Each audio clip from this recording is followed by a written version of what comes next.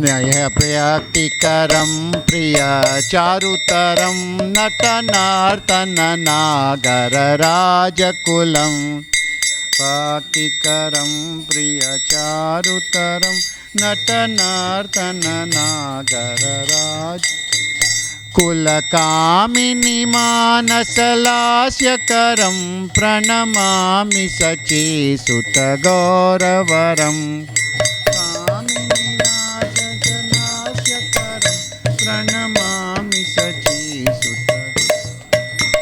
प्रणमामि शचीसुत गौरवरं प्रणमामि शचीसुत गौरवरं शचीसुत गौरवरं प्रणमामि शचीसुत करतालवलं कालकण्ठरवं मृदुवाद्यसुवीनिकया मधुरं करतालवलं मृदुवाद्यसुवीनिकया निजभाति गुणावृतनाट्यकरं प्रणमामि शचीसुत गौरवरं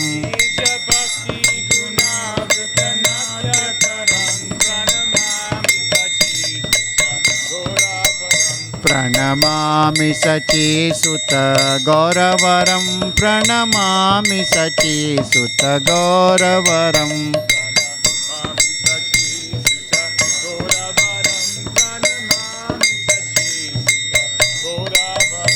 युगधर्मयुतं पुनर्नन्दसुतं धरणीसुचित्रं भवभावोचितं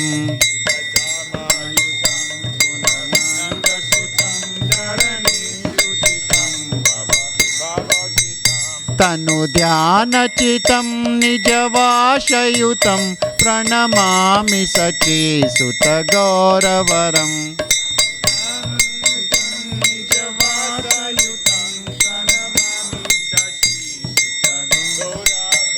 प्रणमामि शचीसुत गौरवरं प्रणमामि शचीसुत गौरवरं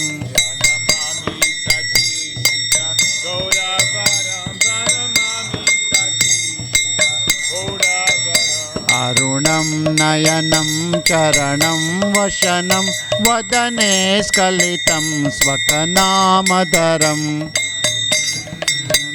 चरणं वशनं वदने स्खलितं स्वकनाम कुरुते सुरसं जगज्जीवनं प्रणमामि शचीसुत गौरवरं कुरुते सुरसं जगत जीवनं प्रणमामि शचीसुत गौरवरं प्रणमामि शचीसुत गौरवरं प्रणमामि शचीसुत गौरवरं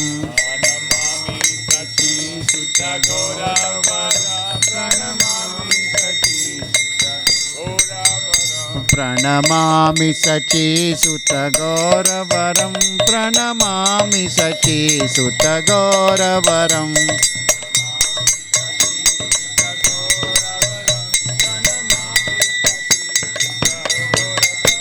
प्रणमामि शचीसुत गौरवरं प्रणमामि शचीसुत गौरवरं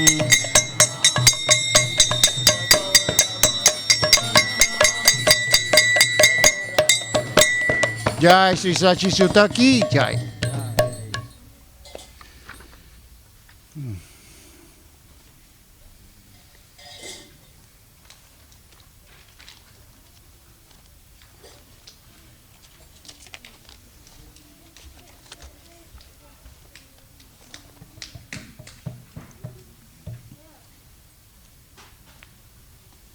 This is pretty slow.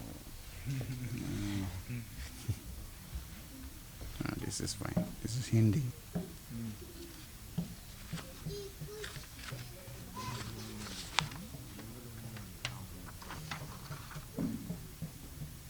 Can you give it out? Somebody, please. Thank you.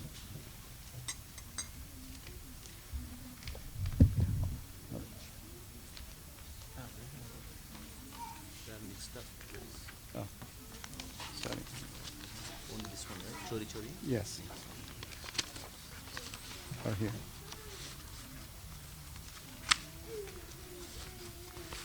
Here you go. Yeah, sometimes these kids get mixed up. Yep.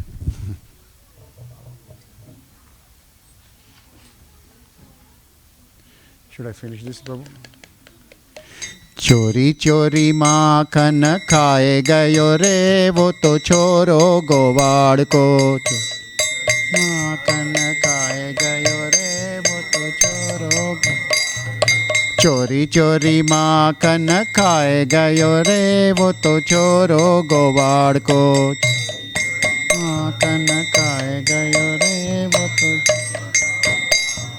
मैंने उसे पूछा के नाम तेरा क्या है. से पूछा. मैंने उसे पूछा के नाम तेरा क्या है. से पूछा के नाम. वो कृष्ण कन्हैया बताए गयो रे वो तो छोरो गोवाड़ को. कृष्ण कन्हैया बताए. चोरी चोरी माखन खाए गयो रे वो तो छोरो गोवाड़ को.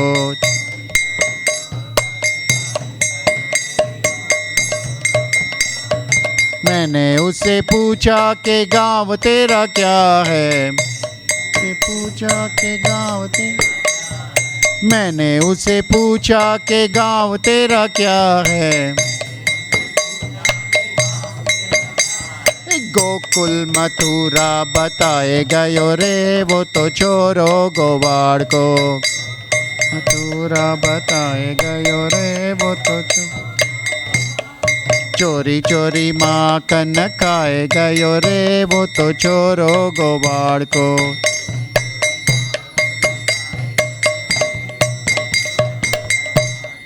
मैंने उसे पूछा माँ बाप तेरे कौन हैं. मैंने उसे पूछा माँ बाप तेरे कौन हैं. नंद यशोदा बताए गयो रे वो तो छोरो गोवाड़ को. यशोदा बताए गयो रे वो तो चोरी चोरी माखन खाए गयो रे वो तो छोरो गोवाड़ को.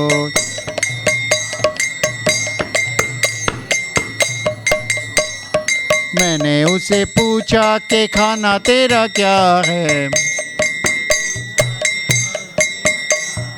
मैंने उसे पूछा के खाना तेरा क्या है. माखन मिश्री बताए गयो रे वो तो छोरो गोवाड़ को.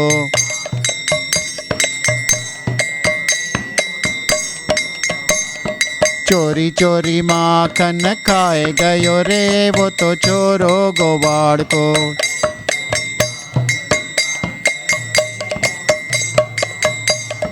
मैंने उसे पूछा श्रृंगार तेरा क्या है. मैंने उसे पूछा श्रृंगार तेरा क्या है. मोतियन की माला बताए गयो रे वो तो छोरो गोवाड़ को.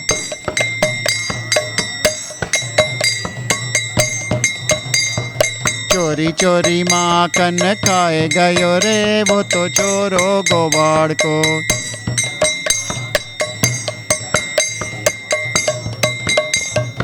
मैंने उसे पूछा के काम तेरा क्या है. मैंने उसे पूछा के काम तेरा क्या है. वो गैया चराना बताए गयो रे वो तो छोरो गोवाड़ को.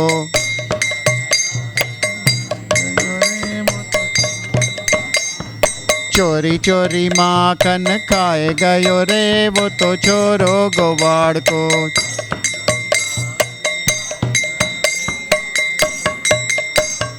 मैंने उसे पूछा कि प्यारी तेरी कौन है.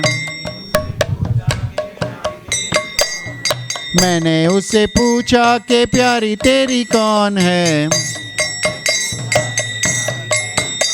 ओ राधा रानी जी बताए गयो रे, वो तो छोरो गोवाड़ को। रानी जी बताए गए, चोरी चोरी माखन खाए गयो रे, वो तो छोरो गोवाड़ को।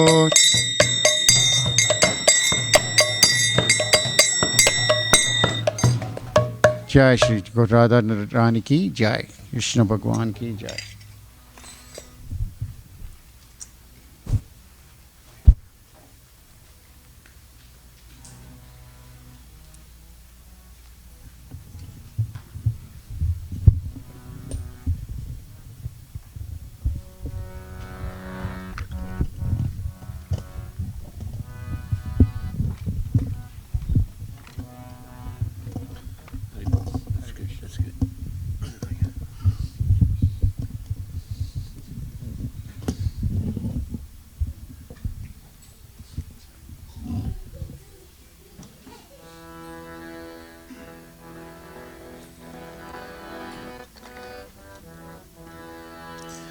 Om Namo Bhagavate Vasudevaya.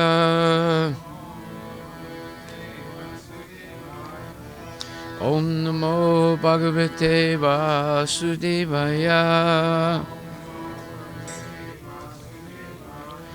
Om Namo Bhagavate Vasudevaya.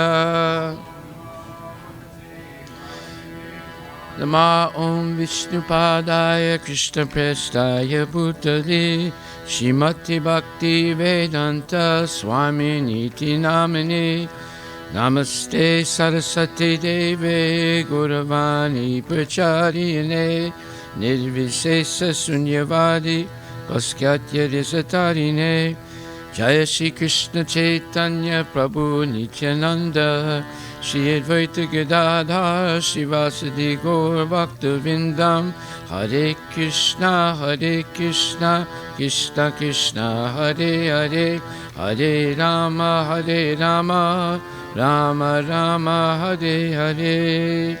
Srimad Bhagavad Gita Grantha Raja Ki Jai.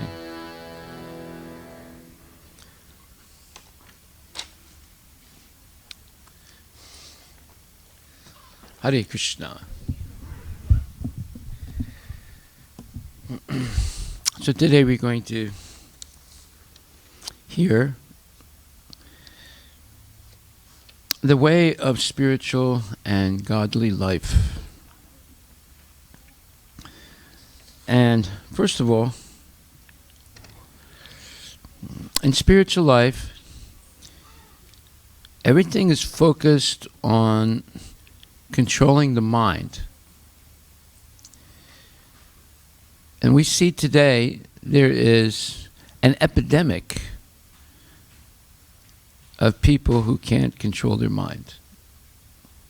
Every day now you're reading in newspapers of people who kill other people. In 1 week we've had 3 massacres in the United States. So this culture of hatred and fanatical polarization, angry people, and senseless violence has become an epidemic in the United States. And in other places also. Why only the United States? We saw the same thing happening for years in Iraq, in Cambodia, in different African countries like Somalia, and in Ukraine, and other places. So, why is this happening? Because people have the wrong conception of life, and they live in the modes of passion and ignorance, or rajas and tamas. So when people are tamasic, they destroy things. and they're also self-destructive as well as destructive of other people and things. When they're in the mode of rajas, they construct things, but their constructions are like casinos and baseball, football, soccer, and cricket stadiums, and brothels, and other things, coffee houses, things like that, where they have basically temples of sense gratification. Okay. So it's only when people come to the mode of goodness, which is becoming very rare nowadays, that instead of building big buildings, or instead of blowing up big buildings, they build up character, self-control, control of the mind, compassion, empathy, and tolerance. And so one thing is building up big buildings. The other thing is tearing down big buildings and killing people. But the mode of goodness is building character. And so the way of godly life begins when one wants to control the senses and especially the mind. The whole yoga system is directed toward control of the mind. Because a mind that's a friend, that's in control, is your best friend. And a mind that's out of control is your worst enemy. So, Bhagavad Gita, in the 6th chapter, 7th verse, it says, Jitamana prasantasya paramatma samahitaha sitosna sukudukhanam dukesu tata mana pramanayo. So this says, one who has conquered the mind, the super soul, or Paramatma, has already reached, for he or she has attained tranquility. To such a person, happiness and distress, heat and cold, honor and dishonor are all the same.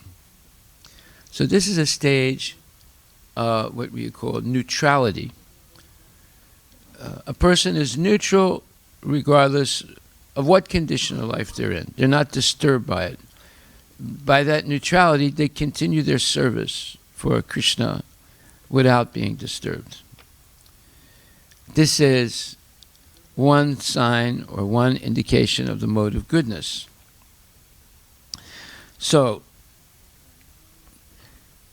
in life, we are all being dictated to.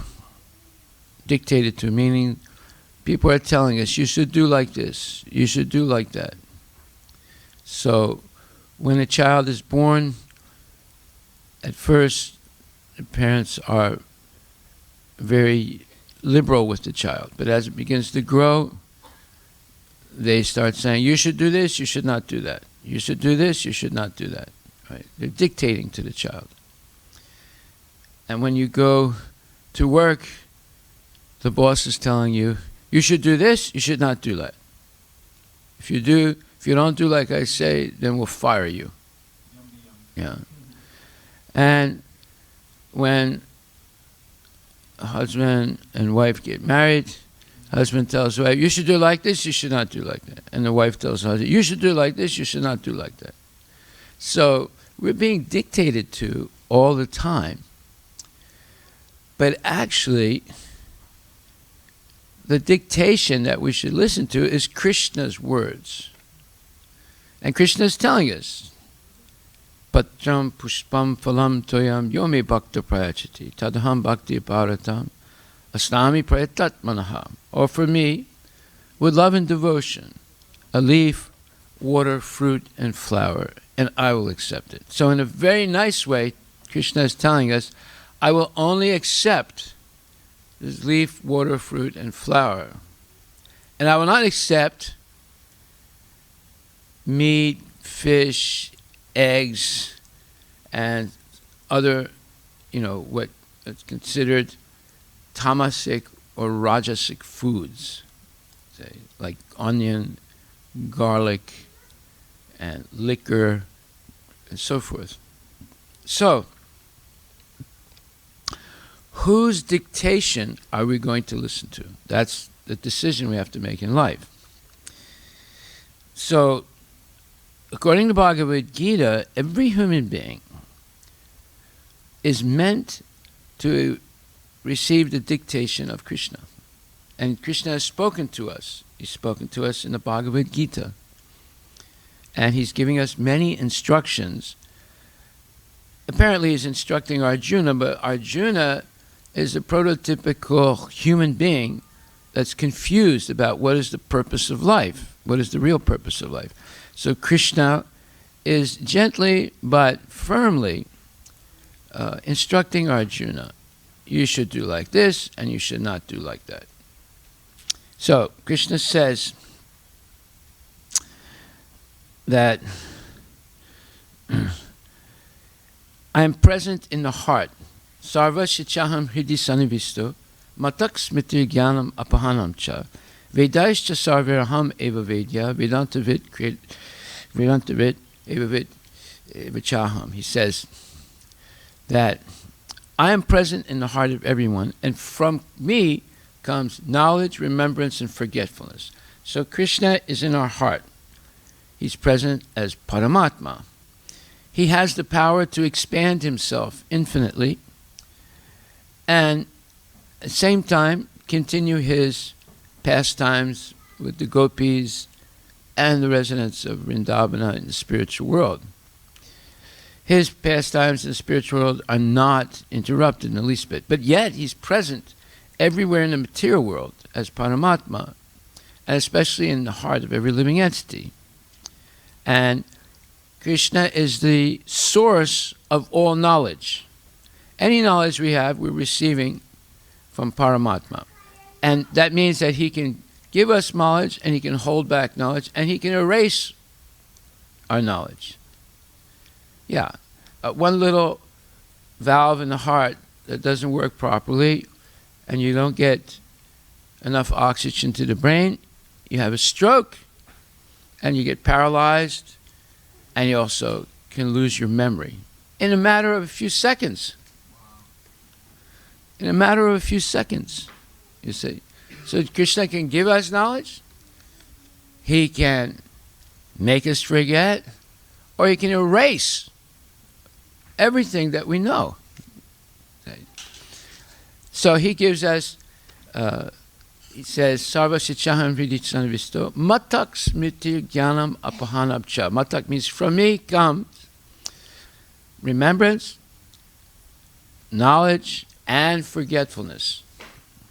So, one example of that is when Kumbhakarna, the brother of Ravana and Kumbhakarna and Vibhishan, all three brothers, did tapasya, great austerities.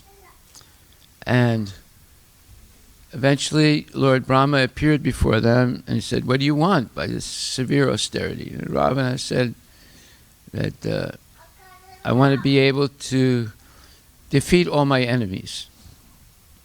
So he went through a list of his enemies, but he forgot to mention human beings. So what happened? Lord Rama appeared, apparently as an ordinary human being, and he killed Lord Ravana. And then Vibhishan was asked, what do you want? So the Devatas became panicked because already it seemed like Ravana had received what he wanted, because he went through a list. No Rakshasa can kill me, no demigod can kill me, no this, that. He went through a whole list of people or things that could kill him, but he forgot human beings. Now, so the Devas thought that he was invincible, Ravana thought he was invincible, but actually he wasn't. But when Kumbhakarna was given the chance to ask Brahma what he wanted, the Devas begged Lord Vishnu, please, don't give him anything. He's more dangerous than Ravana. So Brahma said, what do you want? And Vibhishan said that he was thinking in his mind, I want the position of Indra. I want to be king of the whole universe. But instead of saying Indra Sen, he said Nidra Sen. He made a mistake. Huh? Yeah, Kumbhakarna. And Nidra Sen means I want the seat of sleep. Indra Sen would have meant I want the position of Lord Indra. So why did he make that mistake? Because Krishna scrambled his brain. Because he says, Matak smriti jnanam apohanam cha. I give knowledge, remembrance, and forgetfulness. So he made him forget. He made him a slip of the tongue, and immediately Brahma said, Tadastu, and Kumbhakarna went to sleep. And he could only wake up for 1 hour every year.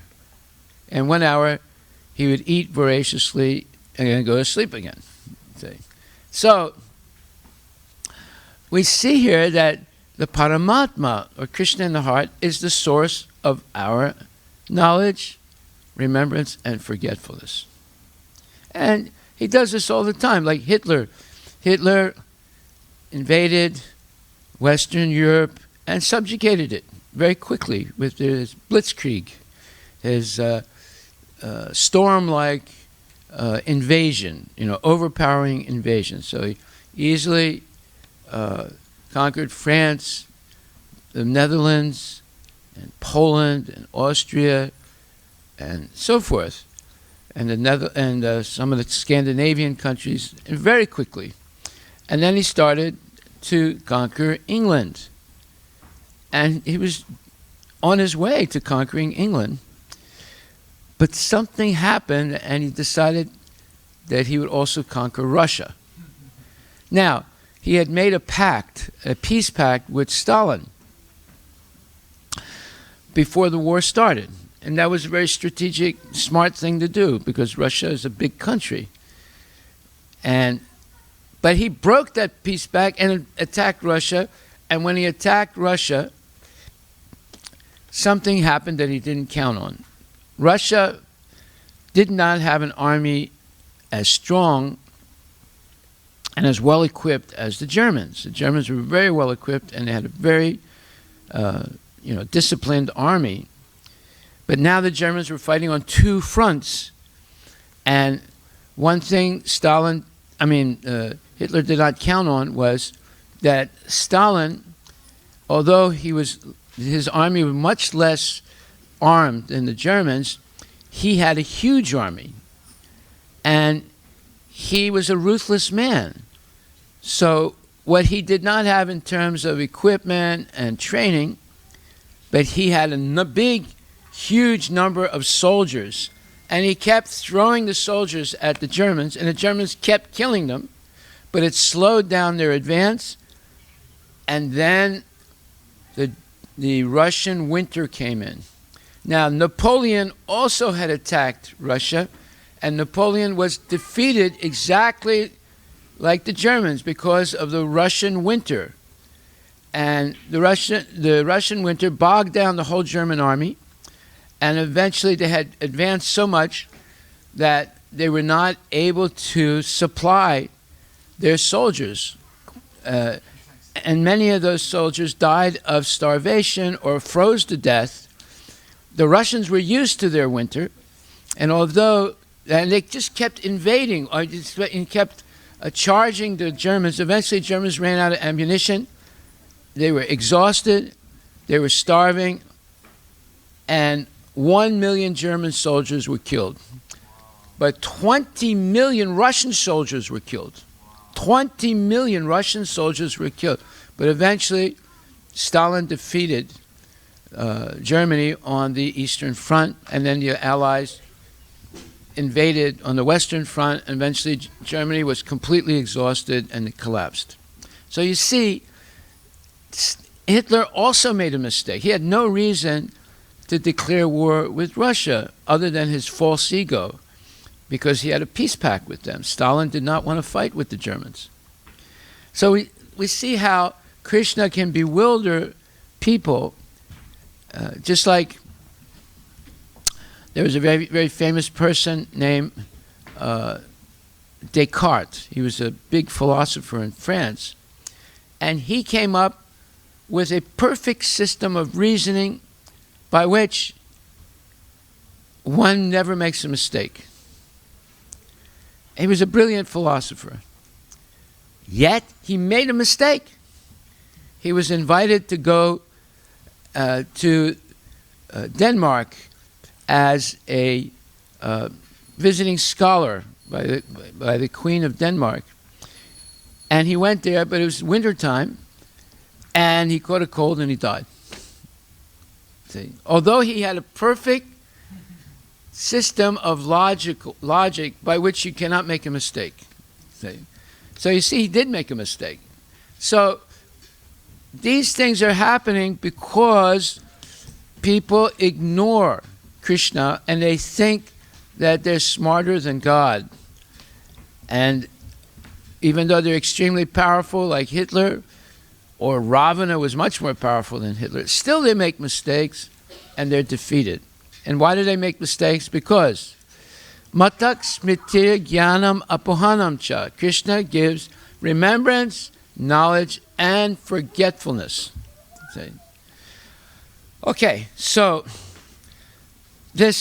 when the mind is misled by the external illusory energy, meaning Maya, just like when there was the competition between the Devas and the Asuras to churn the ocean of milk to make Amrit. And when Dhanvantari incarnation came out of this churning with a pot, a Kamandalu pot of Amrit, the Asuras stole it. They wanted to be immortal so that even if the Devas killed them, they would still not die. They would come back to life right away by the elixir of immortality. But yet, Krishna appeared as Mohini Murti, the most bewitching, beautiful woman. This is a female incarnation of the Lord. And demons, they love pretty women. So you can see this every day now. You have all these big, powerful men, and they all abuse hundreds and thousands of women because of their money and their power and so forth. You're reading about it in the newspaper all the time. All these big guys are getting caught as being abusers and people who exploit women, especially poor women. So what happened? The demons were so overwhelmed by their attraction to Mohini Murti, they gave her the pot of Amrit, and she promised to divide it equally between the Devas and the Asuras. But she cheated the Asuras. Already the Asuras were cheaters. They cooperated with the Devatas, and they churned the ocean, and they got, and then Dhanvantari came out, but they stole the pot, and they were going to deny the Devas any Amrit. So Mohini Murti cheated them, took the Amrit away from them, and gave it only to the Devas and not to the Asuras. So we see how the illusory energy is bewildering all of us. I had a friend of mine, he's a very wealthy man, and he studied one stock on the stock market for a year and a half. And he was convinced that it was very much under evaluated, and it had a tremendous growth potential. So he bought $2 million of that stock. And that same week that he bought it, this one stock so-called guru named Kramer, who was a television program, and he periodically tells people, buy this stock, don't buy that stock. That week, the same week he bought his stock, he told everyone, don't buy this stock, it's a junk stock.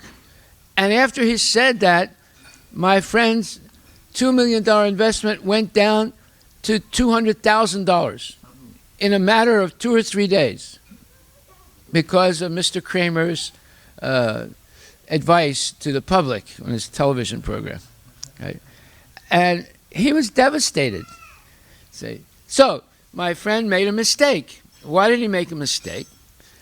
Because it's based on his karma. He was destined to make that mistake, but he was convinced that he was making the right decision. So this is what happens in life. Just like one lady asked me once, said, please come to my house and do puja. I said, what is the purpose? She said, my husband and I are arguing all the time, and your puja is very powerful. I said, I don't think it's that powerful myself. She said, no, everybody knows when you do puja in the house, everything will be all right. I said, well, why don't you and your husband come to the temple? She said, what good will that do? I said, well, in the temple we teach people how to be like, the husband how to be like Lord Rama, and wife how to be like Sita. And she said, I don't want to be like Sita. I said, then there's no hope. The puja is not going to help, you see.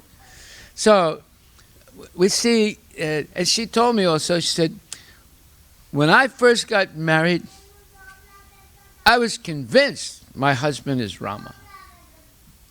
But after 3 weeks of marriage, I became convinced he's Ravana. Well, wait a minute. How did you make that mistake, right? She made that mistake because she herself was not trained to understand how to judge the character of a person. This is what you learn by reading Bhagavad Gita. In 30 seconds, if you've read Bhagavad Gita carefully and been trained, in 30 seconds you can evaluate a person. See? How is that?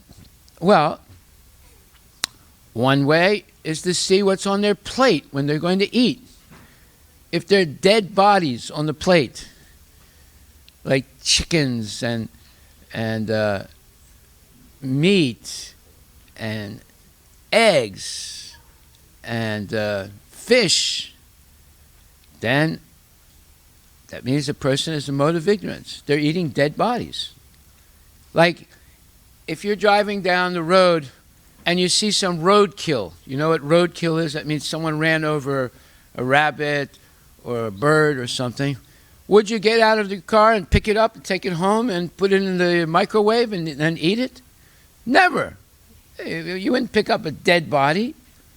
But that's what a piece of meat is. That's what a piece of chicken leg is. I once went to a man's house, and he was a meat eater, but I told him, I'm going to come to your house and I'll teach you how to cook for Krishna. He said, okay. So I went to his house and I brought all nice things, ghee, milk, and fresh vegetables, and jaggery, and other all clean, nice, sattvic things. And I cooked the whole feast. You know, matar paneer, and rice pulao, and raita, and so many things. And I offered it to Krishna. And when we sat down, after I said some prayers, he put his hand under the table and came up with a dead chicken leg. He said, we can also eat this. Now, this is crazy, you see. I bring all these sattvic things, and the last minute, from underneath the table, he pulled out a chicken, and the chicken leg was gray. It was an old chicken leg, you see. Old cooked piece of meat. And he put it on the table, we can eat this also, he said. You see? He said, this is called tamasik, ignorance. It's stupid. It is dangerous. But people have become stupid, and they're doing things that are anti-health and anti-well-being to themselves. So, when the mind is misled by the external illusory energy, one becomes entangled in material activities. Therefore, as soon as one's mind is controlled through one of the yoga systems, one should be considered to have already reached the destination. because this is what yoga is all about, controlling the mind. Being able to discriminate between what is proper behavior, proper food, proper thoughts, proper actions, and what are not proper food, actions, thoughts, etc. And when something is improper, one pulls the mind away. Just like the turtle, when the turtle is in danger, it pulls its appendages into its shell. And the enemy that's trying to eat the turtle can't do anything, because the turtle's appendages are under the shell, you see. So in the same way, a devotee knows how to pull the mind back when it's wandering into dangerous territory. Just like in English it says, fools run in where angels fear to tread. So you'll see people all excited running into the casino to have what they consider a good time by drinking alcohol, gambling, and doing all kinds of nonsense. But saintly people, they say, no, I'm not going near the casino, you see, because it's a place where in 5 minutes you could break the 4 regulative principles of Krishna consciousness. No meat eating, no gambling, no intoxication, and no illicit sex. But the casino is a place where those 4 things are glorified. Those 4 things are what people think is the source of happiness in their life, where actually they're sources of misery. That's how confused people are today. See? So the casinos are getting bigger and bigger. The football, baseball, cricket, basketball is getting bigger and bigger. And the temples, just like this week, there was a church in Seattle that's been open for 120 years. They closed it. Nobody's going there anymore. There was only 4 old people in that church. And they're the ones that own it. And they sold it and gave the money to charity. That's it, finished. What are they going to build there? Condos, shops, Starbucks, bar and grill. Right? It's going to replace that church. This is what's going on. And people see it, but they don't understand what's happening. What's happening is the secularization of society. No more religion. Or if there is religion, it's some fanatical religion. But nothing balanced anymore. Okay, so to get to this position of self-control, one has to decide whose dictation, whose orders they're going to follow. So this was the question Arjuna was faced with. Was he going to follow the orders of his own mind, which was confused, or is he going to follow the orders of Krishna, the Supreme Personality of Godhead? That's why we have Bhagavad Gita. This book was written 5,000 years ago. But it was spoken 120 million years ago, originally. Yeah. Krishna spoke to Vivaswan or Surya 120 million years ago. And then he spoke it again to Maharaj Ikshvaku, the first king in the solar dynasty on the earth, 2,005,000 years ago. And then he spoke it again 5,000 years ago to Arjuna. Why? Because you're hearing this class now. Tomorrow, if someone asks you, what did he talk about? You'll say, oh, it was a very good lecture. But what did he say? Oh, he said something about Krishna. So, can you remember one thing he said? No, I don't remember anything, but it sounded good. You see? That's our disease. We hear something, but we can't remember it exactly. And as time goes on, our memory gets less and less, and then eventually it's wiped out. We forget completely. So that's why Krishna has spoken Bhagavad Gita many times. Whenever there is yada yada hi dharmasya glanir bhavati, whenever there's a decline in religious activity and a concomitant rise of irreligion, Krishna comes to annihilate the demons, protect the devotees, and reestablish the principles of religion. So, 5,000 years ago, Krishna came and he spoke Bhagavad Gita again. Now, is there any book in this world that is actually 5,000 years old? No. Only one is Bhagavad Gita. Bible is not 5,000 years old. Quran is not 5,000 years old. Buddhist writings are not 5,000 years old. There's no other book that's 5,000 years old. And Bhagavad Gita is only 5,000 years old because in Kali Yuga, people's memories became so degraded that they have to write things down. Previous to that, Bhagavad Gita was existing, but because people's memories were much sharper, they didn't need to write anything down. They could memorize it by hearing something once. Why? Because there was no television, there was no internet, there was no cell phones, there was no electromagnetic waves projecting information, nonsense through the air. There was simply Shravanam Kirtanam, hearing the words of Bhagavan and repeating the words of Bhagavan. And people were living a natural life. No inorganic chemicals. Only organic chemicals. All inorganic chemicals are potentially poisonous. See? But organic chemicals, for the most part, are not poisonous. They're natural. So people didn't build houses with PVC pipes and lead and this and that. They built houses with gobar and thatch.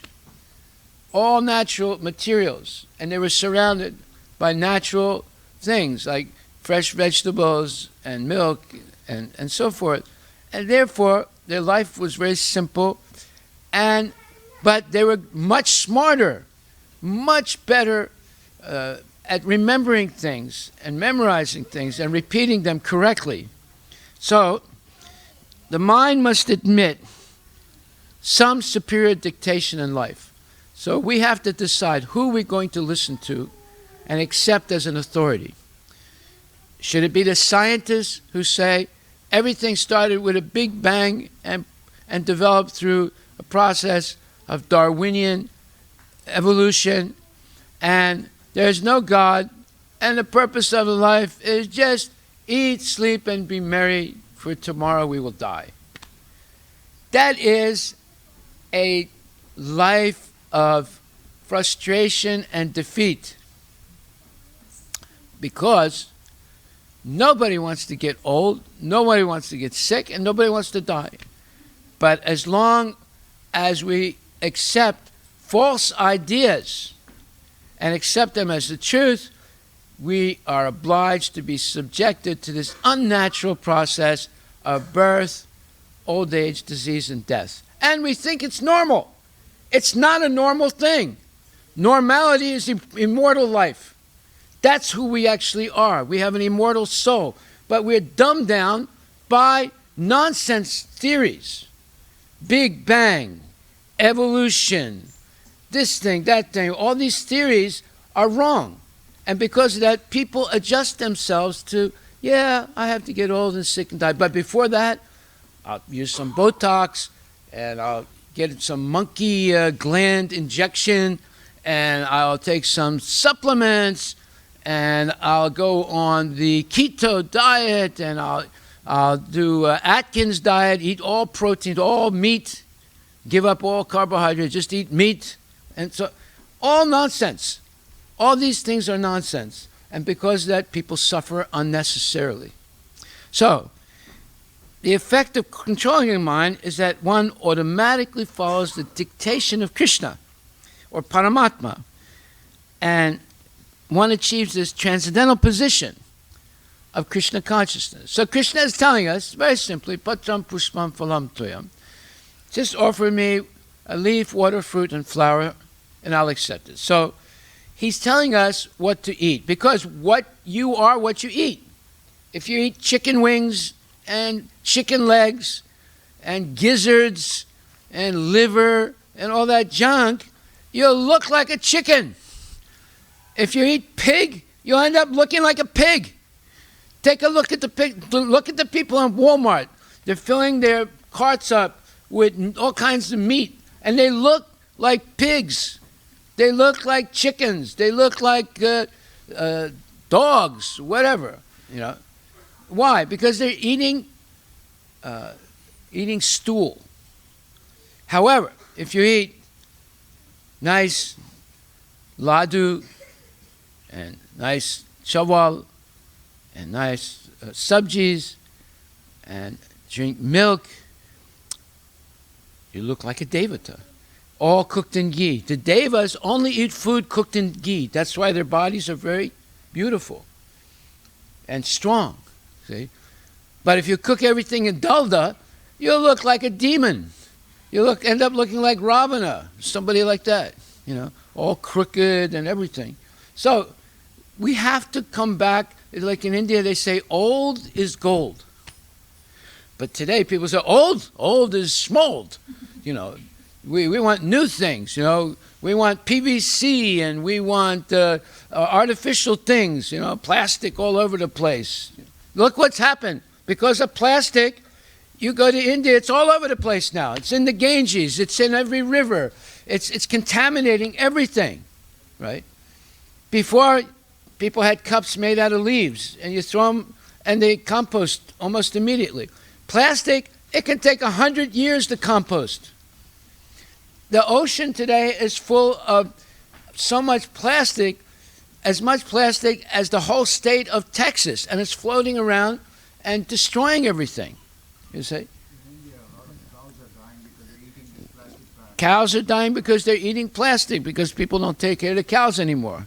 When they get too old, they just let them go. They roam around and they eat garbage and eat plastic and they die, you see? So, you didn't have this problem of plastic 50 years ago in India, right?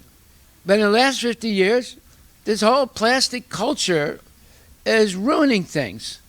Rivers, cows, and so forth, and the environment. So you see, old is gold. Previously, like for example, look at all the Indians in the United States, all over the world. Almost every country you have Indians now, right? But because of that, your ancestral lands in Tamil Nadu or Kerala or Madhya Pradesh, all these places, you're selling them. Your parents now end up living in little concrete cubicles in Hyderabad and places like that, and very unnatural life, and your ancestral lands are being lost. Your ancestors lived hundreds, thousands of years on farms, and they grew their families. Why is there 1 billion Indians? Because they were thriving. They didn't have a lot of money, but they had a lot of opulence. Why do you think the Europeans came to India? To rob it. Why do you think the Muslims invaded India? To rob it. Because it's a rich country, right? But now, all of a sudden, people say, India is a poor country. See? Well, how did it become poor? Because everyone came there to rob it, steal all its opulence, and to dump their junk theories on the Indians. Because of that, nowadays you have villages in India, 150 men and 2 women. Why? Because of eugenics. Because people don't want to have women or little girls because you have to pay a dowry, so they kill them. And they just want to have boys. How did that happen? That came from America in the 1930s. A lady named Mrs. Sangor had the first international seminar on birth control. Why did she choose India? See, she chose India because she thought there are too many Indians. We got to stop the flow of Indians. And it worked. The Indian government accepted what she said. By the 1950s, they started killing little girls, right? And it's continuing until today. So all this stuff is nonsense. India does not need foreign investment. It doesn't need foreign ideas. It needs to go back to its original Vedic culture that made it great in the first place. So we should go back to listening to what Krishna says, not listening to what Marx says or Darwin says or Freud says, just like Srila Prabhupada once said. In the 1940s, he was sitting in a cabin in an Indian train and going from India to Bihar or someplace like that. And the older Indian trains, you have these cabins, and you have seats on one side and the other side, and people face each other. And for hours, they're looking at each other. Sometimes they're talking. So he was sitting, minding his own business, but there was a young man and young woman. They began to talk about Freud. And they started talking about the id and the this and the that. And Prabhupada, he couldn't help but listen. He didn't say anything. And by the time they got to their destination, the man said, and by the way, what are you doing tonight? Would you like to go out on a date? And she said, yes, I would like to go out on a date with you. So the whole idea that they were having this so-called intellectual discussion about Sigmund Freud, but actually it was all about sex. Freud says that if you have frustrated sexual desires, you'll get a psychosis, you'll get mentally sick. And what was the solution? Increase sex, not give it up, you see. Have people stopped being sick psychologically? No, they're more sick today than they were before. You see? So these are all junk ideas. And it's invaded India, and it's ruining its culture. So we should wake up and say, listen, I'm not going to listen anymore to these Western nonsense. I'm going to go back to the original Vedic culture. I'm going to read Bhagavad Gita, think Bhagavad Gita, repeat Bhagavad Gita, and follow Bhagavad Gita. That is my dharma. My dharma is not Freud, it's not Marx, it's not Darwin. My dharma is Bhagavad Gita. Therefore, there's a beautiful Bengali bhajan that says, Hari Guru Vaishnava Bhagavata Gita. These are my gurus. Hari, Krishna, Guru, the representative of Krishna, Vaishnava, the worshippers of Krishna, and Bhagavad Gita. This is my encyclopedia of life. So, we'll stop right there. Therefore, Krishna says, Jnana Vijnana Triptatma Kutasto Vikataspriha Yukta iti uchate yogi samalostrasma kanchana. He says, a person is said to be established in self-realization and is called a yogi or mystic when he is fully satisfied by virtue of acquired knowledge and realization. Such a person is situated in transcendence and is self-controlled. He sees everything, whether it be pebbles, stone, or gold, as the same. So, this is the stage this is the platform of Krishna consciousness. This is what you learn by hearing Bhagavad Gita and following Krishna's advice. So thank you very much. Are there any questions anyone would like to ask? Any questions? There has to be one question. Our rule is no question, no eat. So you don't ask a question, we just sit here and look at each other. Ask one question, and then we can go on to the best part of our program, which is Mahaprasad.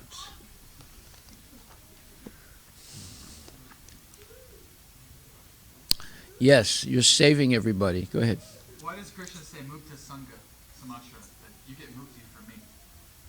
Mukta Sangasya Sarvasa. Yeah. Well, people don't understand what mukti is. They think you sprout some wings and you fly up to Swarga, where there's Swarga, the Hindu heaven, is the same as Jannat, the Muslim heaven. Beautiful women, rivers of wine, beautiful forests and gardens, and wonderful increased sense gratification. That is not mukti. That's hell. Because even though you're having better sense gratification in Swarga, you're still subject to birth, death, old age, and disease. It's not different than hell. Hell, you're subject to birth, old age, and disease. Here, in these middle planets like the Earth, you're subject to birth, death, old age, and disease. And on Swarga, you're also subject to birth, old age, disease, and death. The only difference is one is third class, one is second class, one is first class, birth, death, old age, and disease. See? But it's the same thing. It's like that Chinese guy named Something. Same thing. Yeah. So, real mukti is when you lose your attraction to the material world, just like the asuras. Why did they get cheated? Because they're attracted to pretty women. And why do women get cheated? Because they're attracted to handsome men. They're attracted to the body, not to the soul. Therefore, you get cheated. As long as there's attraction to external things, separate from Krishna and the soul, we get cheated. We think Swarga is going up to the, we think liberation is going up to Swarga, the Deva planets. But don't forget, the Devas sometimes get conquered by the Asuras. And they go all over the place hiding, and everything is ruined. See? So it's just like we're living in Samamish. This is something like Swarga, right? It's relatively crime-free. Everybody has nice houses. The police station is very close if something happens. And everything is nice here, right? It's much better than living in downtown Detroit or downtown Philadelphia or downtown Baltimore, where there's more killing in Baltimore now than in Guatemala. More killing. The more killing now in Baltimore and Chicago and Philadelphia, these big cities, and Los Angeles, than in Iraq and Syria, right? So, but here in Sammamish, everything's very nice, right? There's hardly any murder at all. Right? There's hardly any crime. So we're living relatively like Swarga here, right? But still, people are getting old, they're getting sick, and they're dying. So this is not mukti. Mukti is when you lose your attraction to material things, and you transfer your attraction to Krishna. Now, Krishna is more beautiful than City Hall in Sammamish, right? Radha and Krishna are much more beautiful than the Bank of America in Sammamish, right? They're most beautiful, and therefore it's uplifting. And you begin to think, yes, this body is going to die. Therefore, I should prepare myself for the moment of death. This shouldn't happen like an accident. I should prepare myself by following what Krishna says. Tasmat sarva sukale su mam anusmara yudyacha maya arpita mano buddhir mam vaishasya samsaya. Therefore, Arjuna, at all times, think of me and do your duty with your mind and intelligence fixed on me. Surely you will come back to me. So Krishna is guaranteeing that if you think of him, develop this yoga, samadhi, of always thinking of Krishna and his instructions and following them, you will go back to Krishna when you leave this body. But if you're thinking of your 401k, if you're thinking of your house, your car, your stock portfolio, your girlfriend, your boyfriend, whatever, you go back to Sammamish or downtown Baltimore, right? But maybe not even as a human being, maybe as a cockroach or a rat. You know how many rats there are in Baltimore? There are more rats now in Baltimore than people. It's a modern American city. There's more rats than people. See? So, don't think that we're going to live forever in this body. It's not possible. Therefore, we should prepare ourselves by Krishna Kirtan, Krishna Smarana, Krishna Prasad, Krishna Seva. This is the way to prepare ourselves for the inevitable. And Krishna is guaranteeing, if you think of me, you'll come back to me. So look what happened to Ajamil, Prahlad Maharaj. All these people, they became perfect devotees by always thinking of Krishna's instructions. Just like your parents, you tell your children, don't do this, don't do that, do this. If they listen to your instructions, you become very happy. But Krishna is the father of everyone. So if we listen to his instructions, we'll make him happy. And if he's happy with us, then we have no problems. See? So this is real wisdom. This is the Vedic wisdom. So thank you very much. Now you have, thanks to Prabhuji, now you can safely go down and have all the prasad you want. All glories to Srila Prabhupada ki jai. Haribol.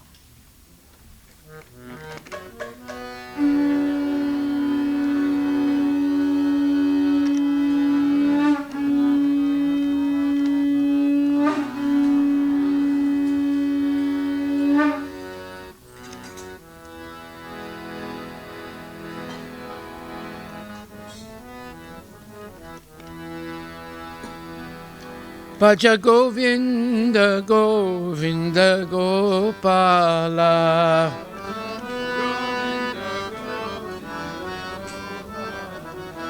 Bhaja Govinda Govinda Gopala.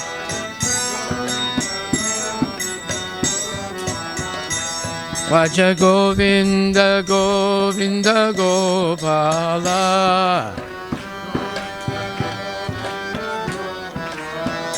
Bhaja Govinda Govinda Gopala. Bhaja Govinda Govinda Gopala.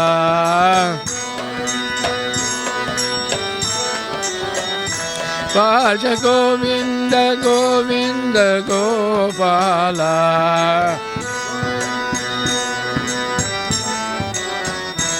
Bhaja Govinda Govinda Gopala.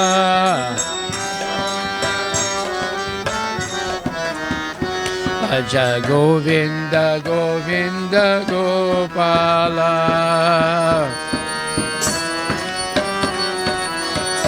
Bhaja Govinda Govinda Gopala. Bhaja Govinda Govinda Gopala. Bhaja Govinda Govinda Gopala.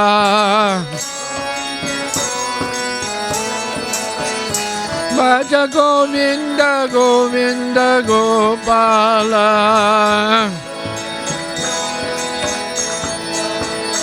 Bhaja Govinda Govinda Gopala.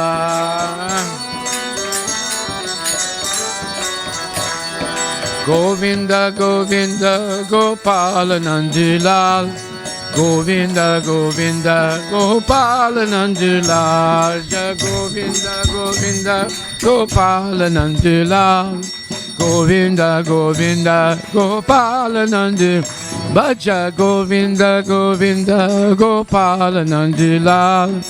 Govinda Govinda Gopala Nandulal. Bhaja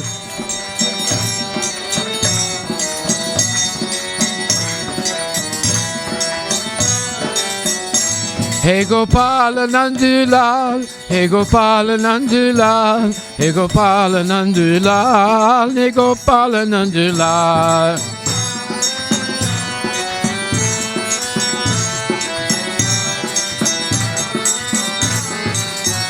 Hey Gopala Nandulal, Hey Gopala Nandulal, Hey Gopala Nandulal, Hey Gopala Nandulal.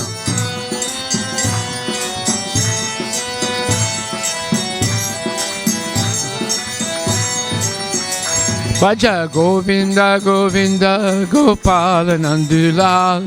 Radhe Govinda Govinda Gopala Nandulal. Radhe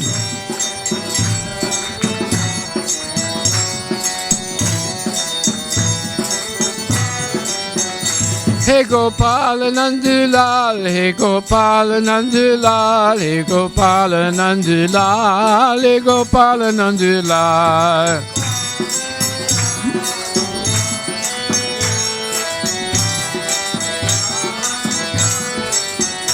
Hare Krishna, Krishna Krishna, Hare Hare, Hare Rama, Rama Hare Hare Hare.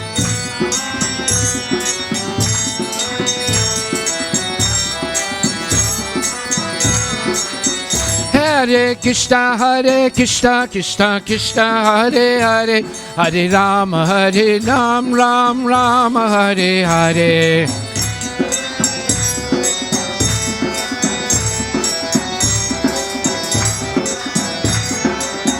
Hare Krishna, Krishna Krishna, Hare Hare, Hare Rama, Rama Hare Hare.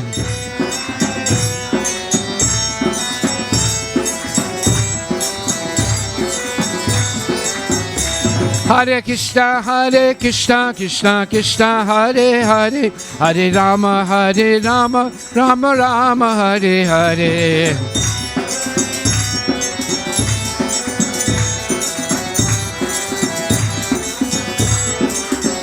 Hare Krishna,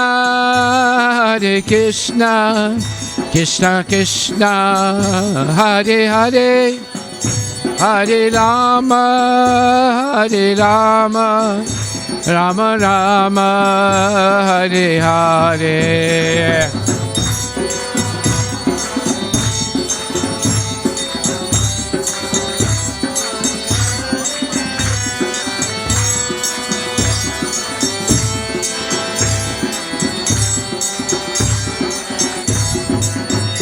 Hare Krishna, Krishna Krishna, Hare Hare, Hare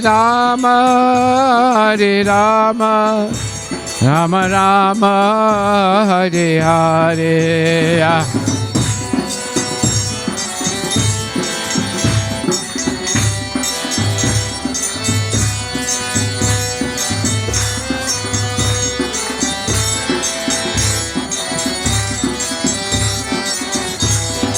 Bolo Hare Krishna,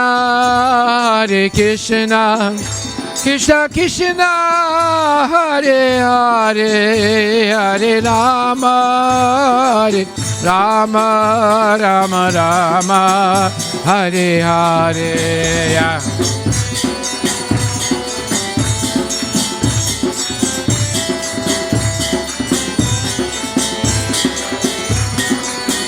Hare Rama, Rama, Hare. Bolo Hare Krishna, Krishna Krishna, Hare Hare, Hare Rama, Rama Rama, Hare Hare.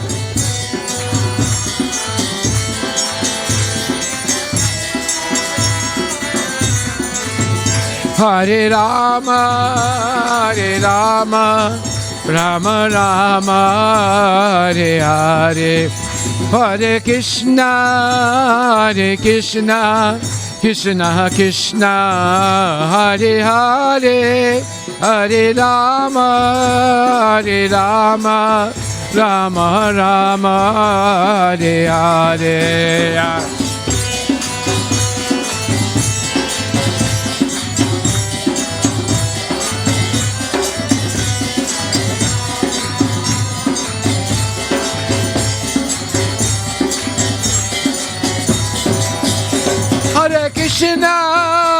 Hare Krishna, Krishna, Hare Hare, Hare Rama, Rama Rama, Hare Hare. Hare Krishna, Krishna Krishna, Hare Hare, Hare Rama, Rama Rama, Hare Hare. Hare Krishna, Krishna, Hare Hare, Hare Rama, Rama, Hare Hare.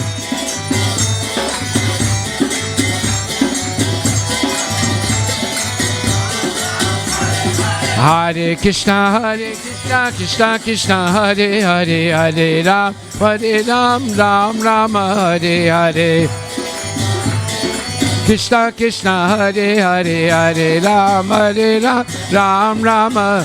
Hey, Hare Krishna, Krishna, Hare Hare, Hare Ram, Rama, Hare Hare. Hare Ram, Rama. Hare Bol, Nitagora, Hare Bol.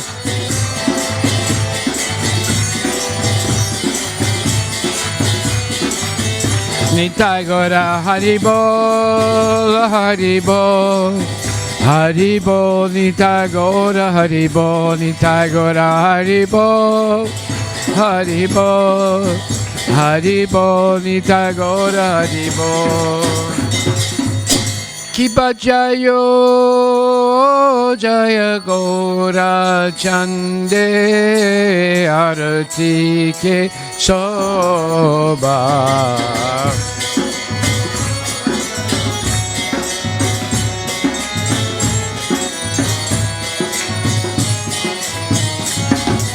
Jana Vitatavane Jagamana Loba.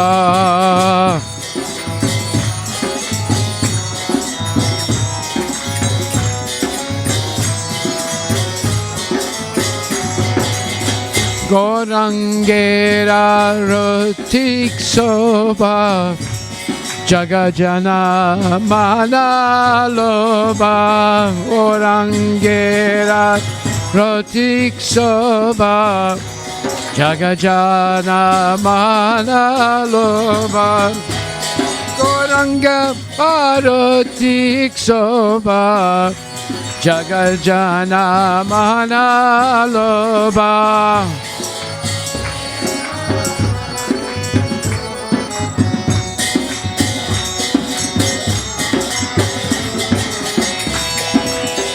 Kibadaki Nitaya Chan Vanmingadadara.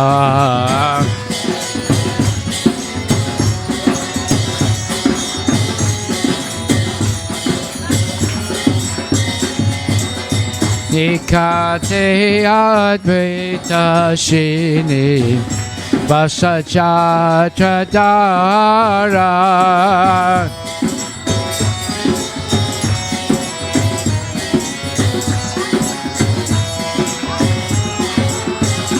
Kibaboshi Achingora Chan Ratna Singhasane.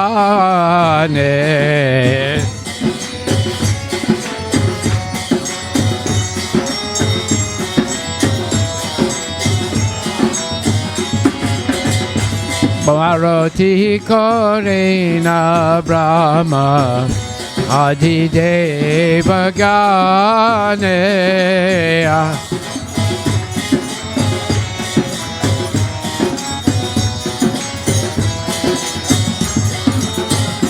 Kivanara Hari Adhikari Chamaradulaya.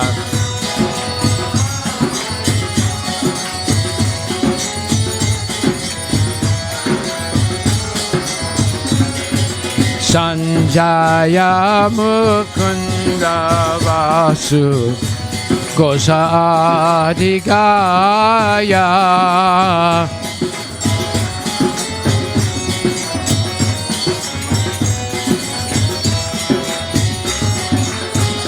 Kivashanka Bhaje Ganta Bhaje Bhaje Karatala.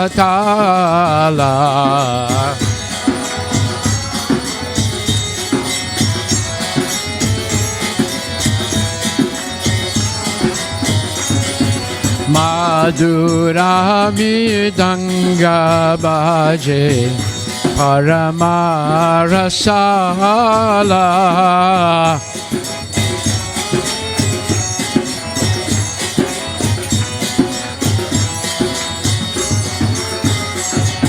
Shanka Bhaje Ganta Bhaje Madhur Madhur Madhur Bhaje.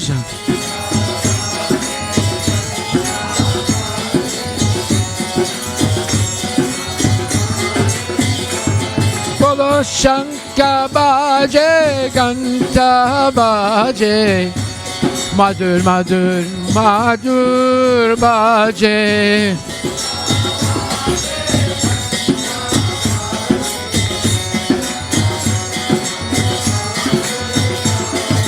Madhur Madhur Madhur Bhaje.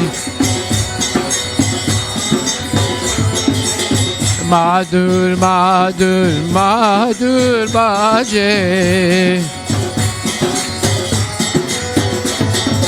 Madhur, Madhur, Madhur, Madhur, Madhur Baje, Madhur, Madhur, Madhur, Madhur, Madhur Baje.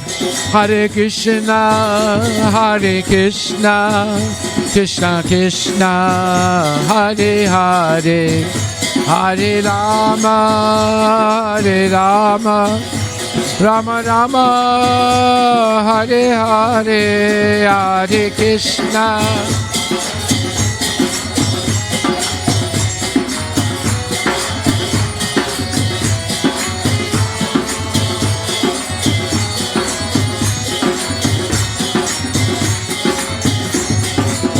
Bola Hare Krishna, Hare Krishna, Krishna Krishna, Hare Hare, Hare Rama, Hare Rama, Rama Rama, Hare Hare, Hare Krishna.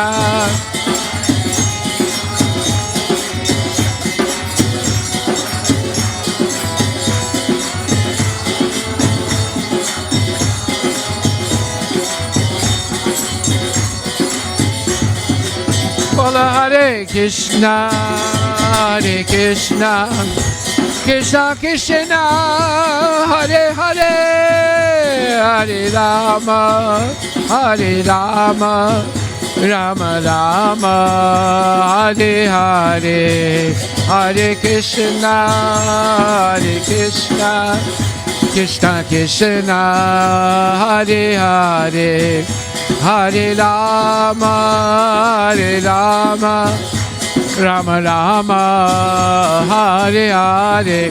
Bola Hare Krishna, Hare Krishna, Krishna Krishna, Hare Hare, Hare Rama, Hare Rama, Rama Rama, Hare Hare.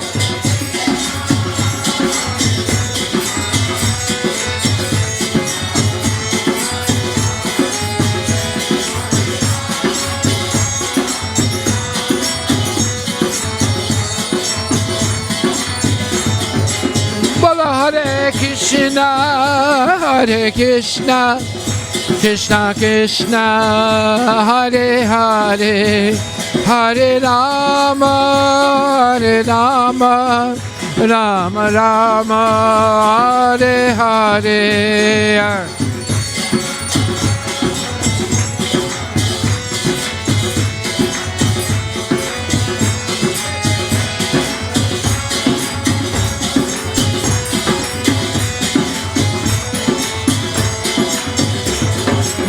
Bola Hare Krishna, Hare Krishna, Krishna Krishna, Hare Hare, Hare Rama, Hare Rama, Rama Rama, Hare Hare, Hare Krishna, Hare Krishna, Krishna Krishna, Hare Hare, Hare Rama, Hare Rama, Rama Rama, Hare Hare, Hare Krishna, Krishna Krishna, Hare Hare, Hare Rama, Rama Rama, Hare Hare.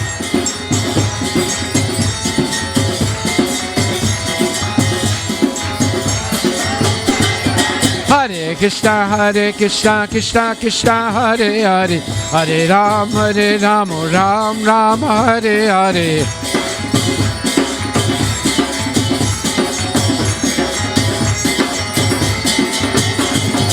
Hare Krishna, Krishna Krishna, Hare Hare, Hare Ram, Rama Rama, Hare Hare.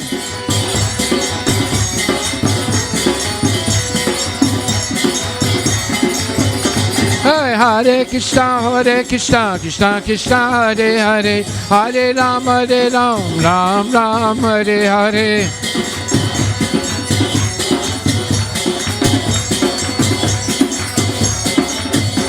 Hare Krishna, Krishna Krishna, Hare Hare, Hare Ram, Ram Ram, Hare Hare.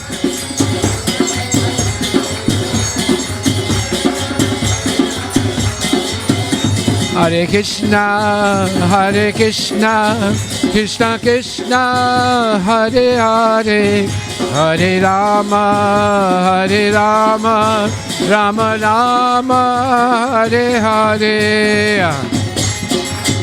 Hare Krishna, Krishna Krishna, Hare Hare, Hare Rama, Hare Rama, Rama Rama, Hare Hare. Hare Krishna, Hare Krishna, Krishna Krishna, Hare Hare, Hare Rama, Hare Rama, Rama Rama, Hare Hare. Hare Krishna, Hare Krishna, Krishna Krishna, Hare Hare, Hare Rama, Hare Rama, Rama Rama, Hare Hare.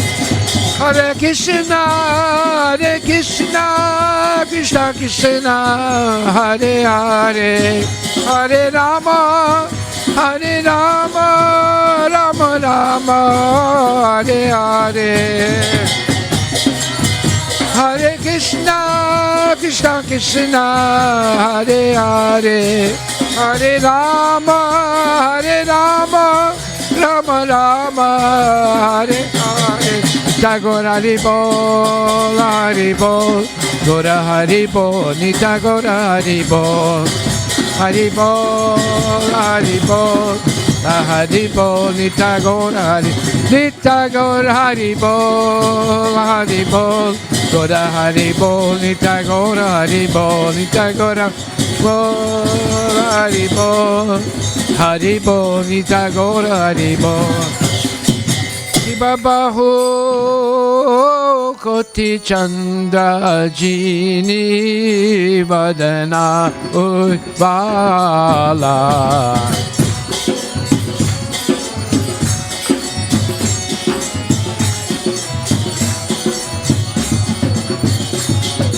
Kala dese vana mala Karijala mala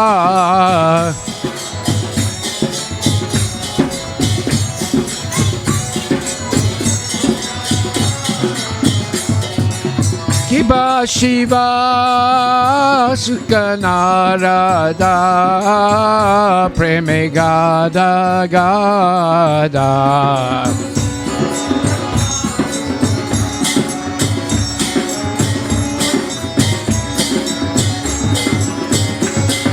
Bhakti Vinoda Deke Gorara Sampada Bhakti Vinoda Deke Gorara Sampada Hare Krishna, Hare Krishna, Krishna Krishna, Hare Hare, Hare Rama, Hare Ram, Rama Rama, Hare Hare.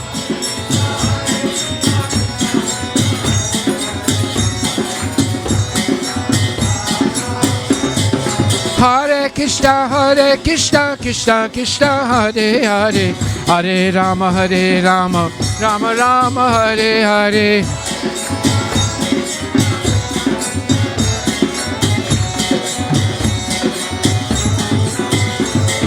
Hare Krishna, Hare Krishna, Krishna Krishna, Hare Hare, Hare Rama, Hare Rama, Rama Rama, Hare Hare.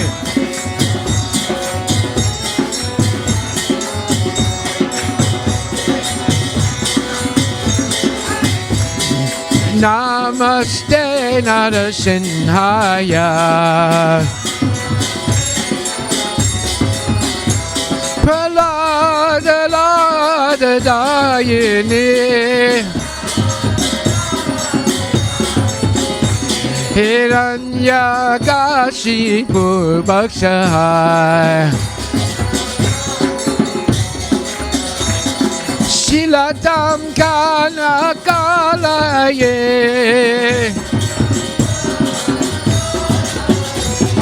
Ito Nishinha Parato Nishinha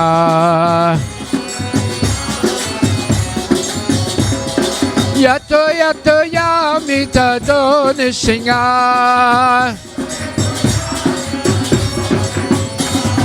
Hridayena Singha, Hridayena Singha. Narashinamadim Sadanam Prabhade. Tavakara Kamala Pare Nakam Adbhuta Singam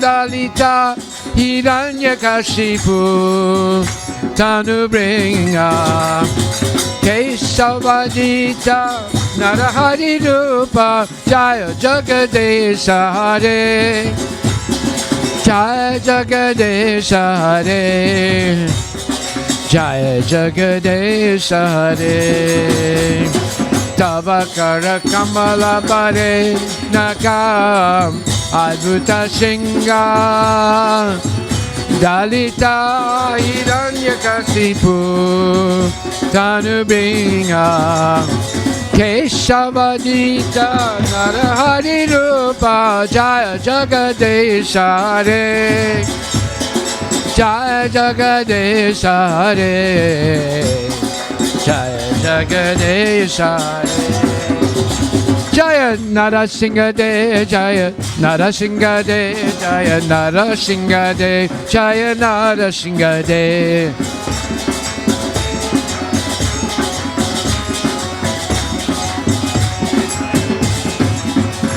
Jaya Narasingade Jaya Narasingade Jaya Narasingade Jaya Narasingade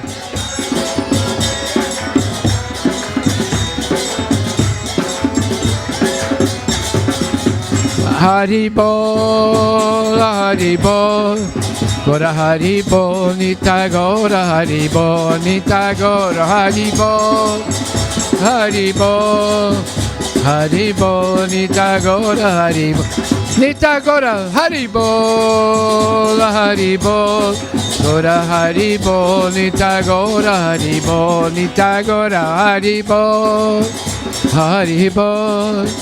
Hari Bol, Nita Gora, Hari Bol, Nita Gora, Premanandi Ki Jai.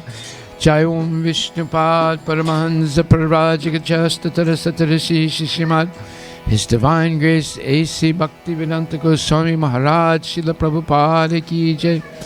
Ananta Koti Vaishnavinda Ki Jai. Namacharya Srila Haridas Thakur Ki Jai. Prem Shikaho Shri Krishna Chaitanya Prabhu Nityananda Sri Advaita Gadadhar Shivasadi Gaur Bhaktavinda Ki Jai. Shri Radha Krishna Gopinath Sam Kunda Radha Kunda Giri Govardhana Ki Jai. Nitai Gaur Premanandi Harinama Sankirtana Ki Jai. Gaur Premanandi Haribo. All glories to the assembled devotees. All glories to the assembled devotees. All glories to the assembled devotees. All glories to Shri Guru and Shri Gauranga. All glories to Srila Prabhupada. Patita Pavana Ki Jai.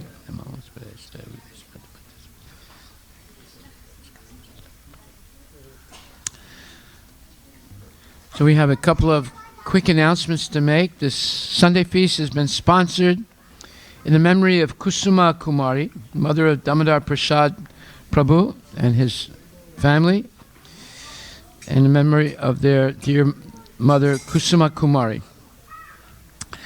And some quick announcements. First of all, we want to say about something about what happened last week. That is Ananda Mela. This was the biggest and most successful festival we've ever had. We had upwards to 30,000 people that came in 2 days. And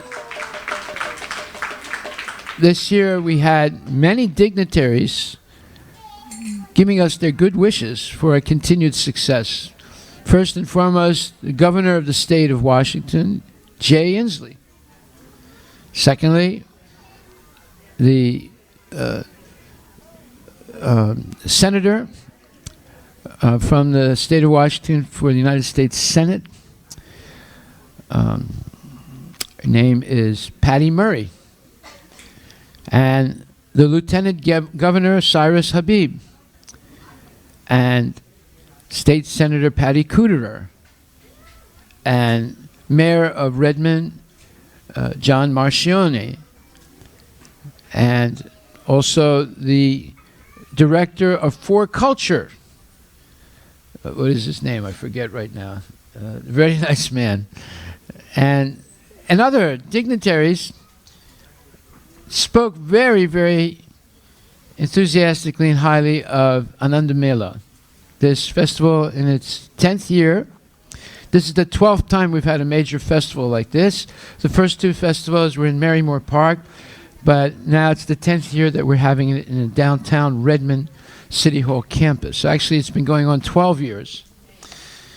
And we also had something very, let's call it, unexpected that happened. When I was at my booth of Healing Waters, one lady came and she was very excited and she said, "This is a wonderful festival. And I just wanted to meet you and thank you. I heard that you're one of the organizers." I said, "Yes." And she said, "I'm a representative of Tulsi Gabbard. I'm working for her presidential election. And I think she should come to Seattle and meet you and your community because I've never seen such a festival like this." I said, "Well, yeah, I mean, I know her. She is a devotee. She is a Krishna devotee. She's born in a family of Krishna devotees.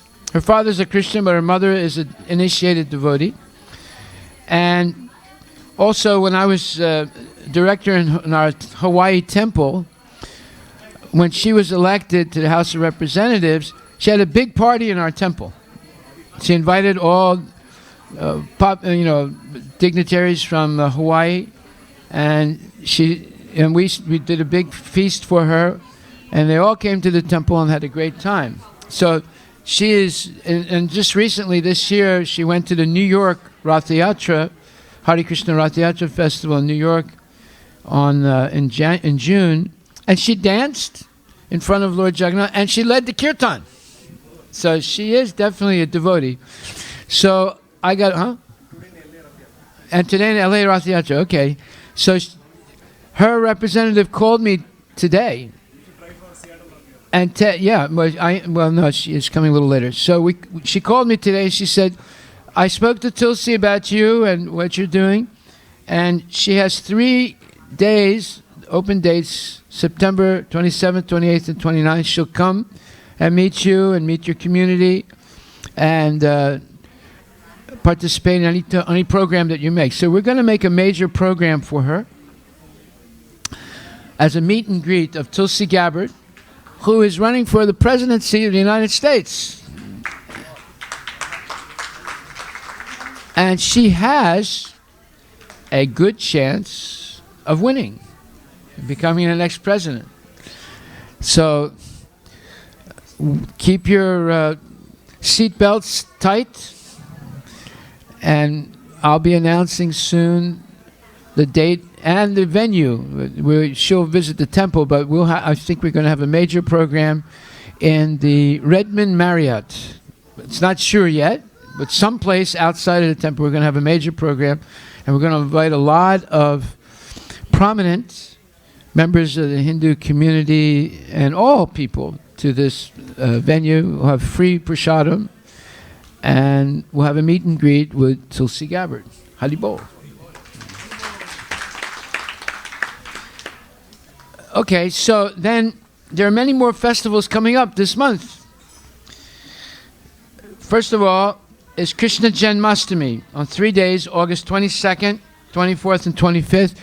Usually we get between 10 and 12,000 people that come. Last year we got more than that. This year we want to go up to 20,000 people. We want to make this the biggest Janmashtami in the United States. We're beat by India and we're beat by England. England gets 60,000 people. India gets 1, 2, 3 lakhs of people in our temples. But if we can reach 20,000 people this year, that'll be great. So tell all your friends, this is going to be the grandest, biggest Janmashtami we've ever had. We're going to have a lot of special things and a lot of ecstasy, ushering in Krishna's Janmashtami celebration. So that'll be for 3 days, August 23rd, 24th, and 25th. Then on August 31st and September the 1st, we're going to have our annual Flavors of India Festival and Rath Yatra Cart Parade in Bellevue Crossroads Park. We're going to have 2 parades. The first one will be on August 31st within the park, and the second one will be on 156th and 8th Avenue, in both those streets, and it'll be a grand parade. Now, the first time we did this parade, the police and the city of Bellevue was very hesitant. They didn't know who we were exactly and whether we follow rules or don't follow rules. But it went really well. And in the first meeting we had with them, there was 15 to 20 inspectors, police, organizers, and so forth from the city of Bellevue. Then the second meeting was also a lot of their people came. They had many questions. The third meeting, there were only 2 people there from the city of Bellevue. And basically they said, look, you guys are doing such a good job. We don't really have much to say. Just keep it up. So we're developing a strong relationship in Bellevue with the city of Bellevue. But it all depends on everyone following instructions, because we're walking down the street and there's traffic on one side of the street and on 156th, and then when we walk up 8th Avenue, there's going to be traffic on one side of the street. There's going to be kids, there's going to be parents, there's going to be grandparents. There's a big cart, and there's a lot of fun going on, a lot of dancing, but we have to follow the rules. Because if you wander on the other side of the street, you get hit by a car, especially your kids. So safety is the number one issue here. They don't want to see any mishap, and of course we don't want to see any mishap. So we're probably going to have the biggest crowd this year.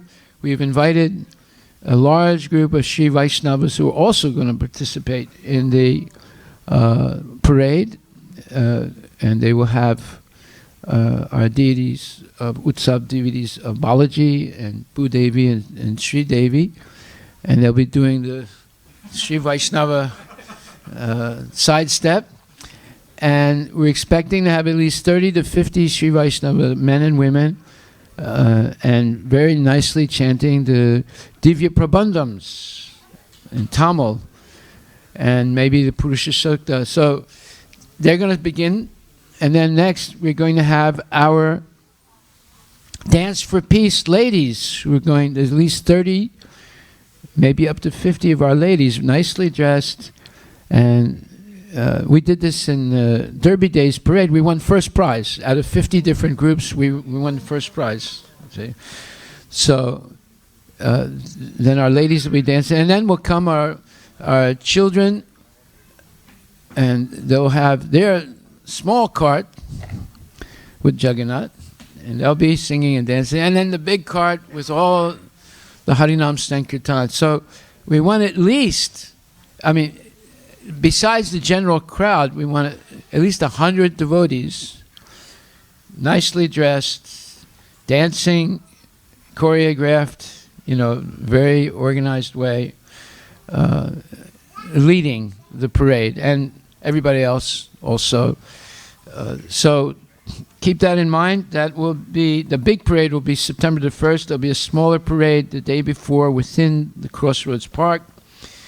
And this is going to be a grand parade. We're preparing, because we want to do a parade from downtown Bellevue all the way to Crossroads Park. But we can't do it right away because they have to see and be sure that we follow rules, right? And that we're orderly. So if we do this year, maybe next year, and then the 5th year, they probably might say yes to have a grand parade with thousands of people all the way from downtown Bellevue all the way to Crossroads Park. That's our hope. So keep that in mind. And then also we have Radhastami on the 6th of September, Srimati Radharani's appearance day. And then we have a special guest August 16th, 17th, and 18th. His name is His Holiness Bhakti Purushottam Swami Maharaj, who is the manager, one of the main managers of our world headquarters in Mayapur, Bengal, India. And he'll be speaking those 3 days. He's a wonderful person. August 16th, 17th, and 18th in the evening. And we have Sankirtan, Nagar Sankirtan, or City Sankirtan, every Saturday, beginning at 4:30 in the U District. But before Janmashtami, we're going to have a Maha Sankirtan in downtown Seattle. The previous Maha Sankirtan was on Gaur Purnima in March, and we had 250 devotees. But we want 500 devotees to come for Janmashtami. So that will be either, I think it's the 24th, whatever is the Saturday of the Janmashtami. I think it's the 25th or 26th. Okay, so it'd be the 24th. So the 24th, the Saturday of August, we want to have the biggest Mahasankirtan we've done so far. We want 500 devotees. We're building up to the point where eventually we will have 5,000 devotees performing Sankirtan in downtown Seattle. That is our goal in the next few years. But let's start with 500, one-tenth of that. And on the 24th, so everyone can come. It's safe because the streets are very big and wide. And we'll go down to Pike Place Market, and then to Pike Place Park, and then back again to Westlake Park, like we do for Gaur Purnima.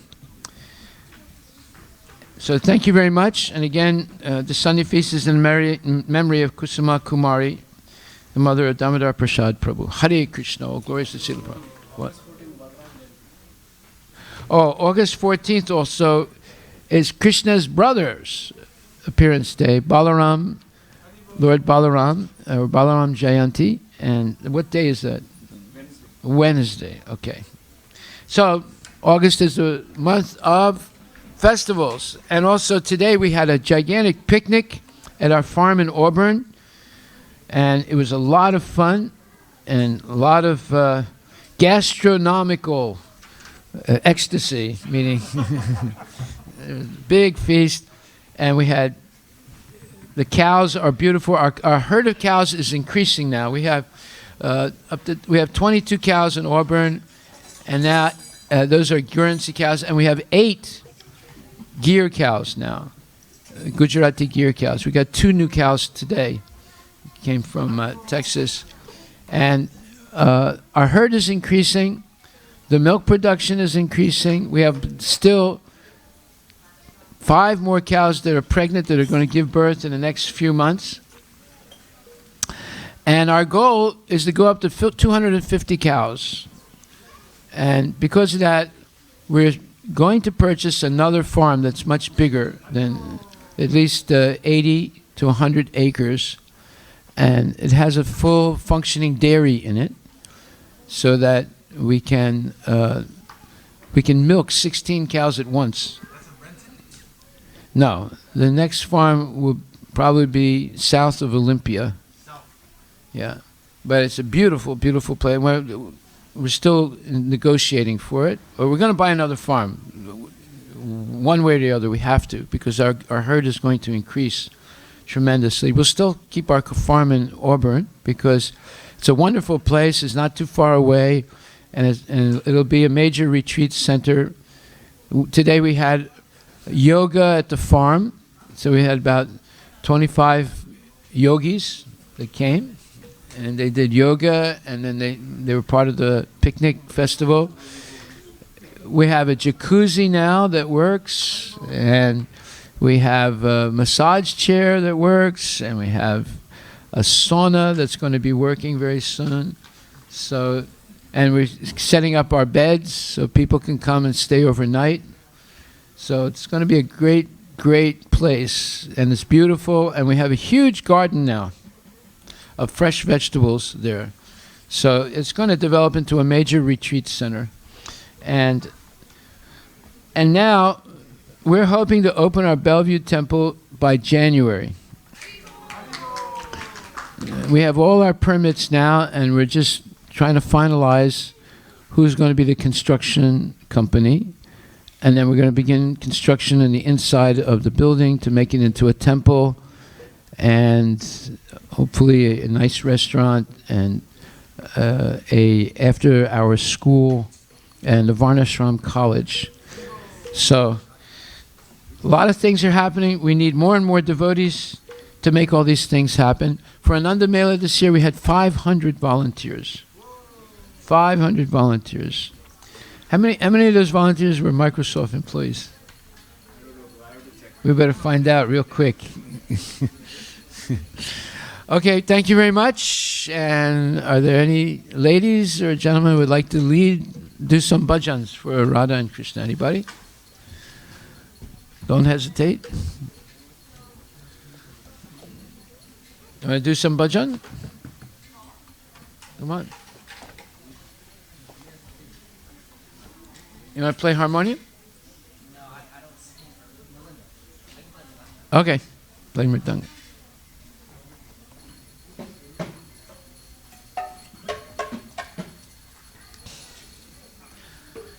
You want to do bhajan? Okay, you play tortos.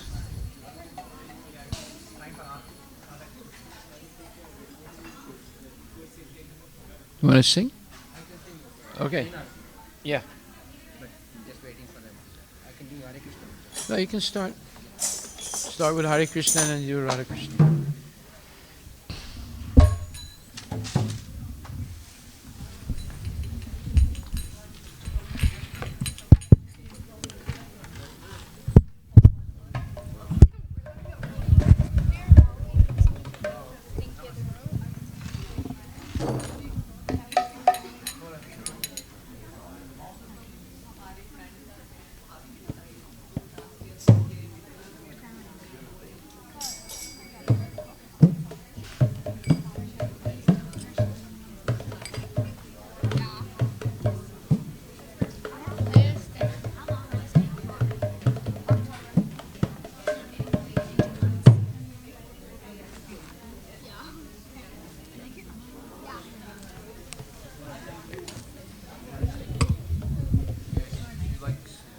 Oh, come here. Hare Krishna Muhammad, you can start. I'll come.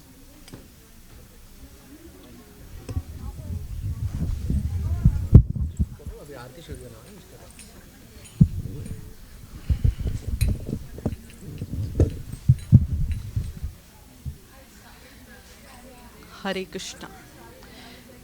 Namah Om Vishnu Padaya Krishna Pristhaya Bhutale Shrimate Bhakti Vedanta Swaminiti Namine Om Vishnu Padaya Krishna Pristhaya Bhutale Shrimat